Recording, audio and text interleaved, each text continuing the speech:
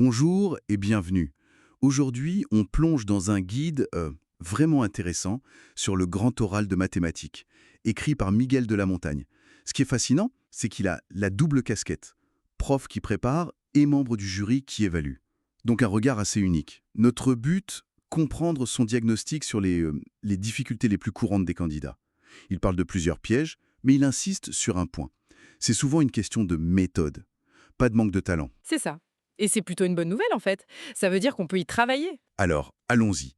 Le point de départ crucial selon lui, c'est la difficulté à problématiser. Le piège 1. Souvent, le sujet devient juste un prétexte à un exposé, un peu plat, descriptif. Pas une vraie question qui lance quelque chose. Effectivement, le constat du jury est assez clair là-dessus. Sans une question, une vraie problématique, il n'y a pas vraiment d'argumentation possible, juste une restitution de connaissances. Et ça touche au cœur de l'exercice, non? Pourquoi on prend la parole, au fond? Si c'est juste pour décrire. Oui, justifier sa prise de parole. Et parfois, ça vient peut-être aussi d'un sujet choisi un peu impersonnel. Trop scolaire. C'est lié, oui. L'auteur le mentionne. Difficile de trouver un angle, une tension si le sujet nous parle pas vraiment. On reste en surface. D'accord, donc problématiser, c'est la base. Ensuite, vient la construction de l'argument. Le piège 2. Dire «moi je pense que» ça suffit pas visiblement. Il parle d'une structure simple, affirmer, prouver. C'est essentiel. Le jury entend trop souvent des affirmations gratuites sans fondement. Surtout en maths. La preuve, elle est attendue. Ça peut être un théorème, un fait, un exemple précis. Sans ça, l'argument est vide. Et ça mène tout droit au piège 4, le propos qui reste superficiel. On attend du détail technique, de la précision. Logique. Ce qui m'amène à un autre point qui m'a marqué. La confusion entre l'exposé et la conviction. Le piège 3. L'effet récitation où on sent que le texte est su mais pas vraiment habité. Ah oui, ça, le jury le repère tout de suite. L'auteur le dit très clairement.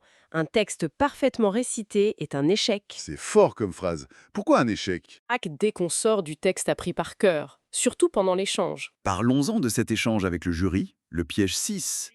C'est souvent là, d'après le guide, que ça bascule si on n'est pas prêt au dialogue imprévu. Oui, c'est un peu le moment de vérité. Le jury ne teste pas que les connaissances brutes, mais la capacité à réfléchir avec eux. Écouter vraiment la question, peut-être la reformuler, construire une réponse en direct. Ça montre une vraie maîtrise. C'est très différent de juste sortir une réponse préparée. C'est la différence entre savoir et penser dont il parle. Exactement. Une compétence clé, bien au-delà de l'oral lui-même d'ailleurs. Deux autres points, peut-être plus rapidement. Le sujet parfois trop impersonnel, on l'a un peu évoqué, piège 7. Le jury veut rencontrer une personne, pas une leçon de maths ambulante. Et puis la communication non verbale, piège 8. Le regard, la posture. Ça peut trahir un manque de confiance, même si le discours est bon. Oui, l'incarnation du sujet et une posture un peu assurée, ça renforce énormément la crédibilité. C'est un tout. Le fond et la forme sont liés. Et tout ça nous mène peut-être au dernier point clé soulevé, le manque d'esprit critique, le piège 11, c'est-à-dire présenter son sujet sans jamais en questionner les limites, les nuances, les points de débat. Ah oui, montrer qu'on a un peu de recul. Voilà, montrer qu'on a exploré les zones grises, les limites d'un modèle mathématique par exemple, les controverses s'il y en a, c'est une preuve de maturité intellectuelle qui est très très appréciée, bien au-delà de juste faire juste. Bon, alors, si on essaie de résumer un peu tout ça, ce diagnostic pointe des défis réels. Mais la bonne nouvelle, c'est qu'ils semblent tous relever de la méthode, de la préparation, pas d'un don inné pour l'oral. Absolument. C'est un message très positif, je trouve. Chaque piège identifié peut devenir un objectif de travail, une compétence à développer. Problématiser, argumenter, incarner, dialoguer, critiquer. Tout ça, ça s'apprend. Donc, une préparation bien structurée peut vraiment faire la différence.